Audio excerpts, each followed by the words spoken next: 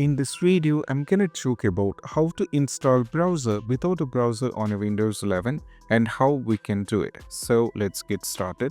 So first of all, what we need to do is it's just simple as it is. All we have to do is just go over here, search here for Microsoft Store, and from here in the Microsoft Store, we have to try downloading one thing called Mozilla Firefox.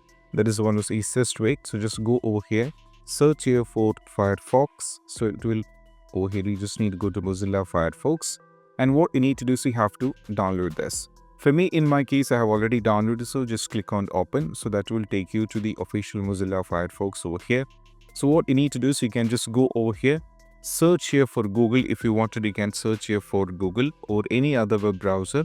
Download over here like this. You can just search it and you can try downloading the Google Chrome from the Mozilla Firefox.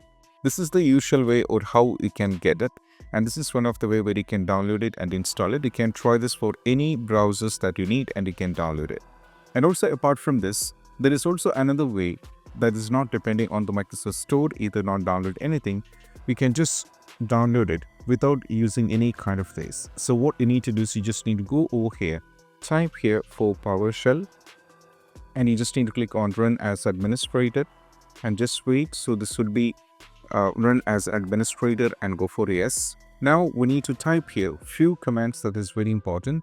So first we need to type winget, then you have to put a space, then you have to type install,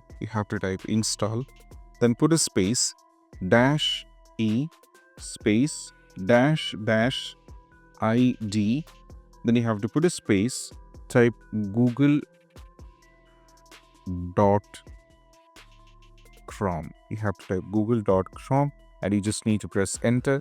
Over here, what happens is this will be going through these kind of things, and what happens is then you'll be getting a questions like whether you wanted to install this or not.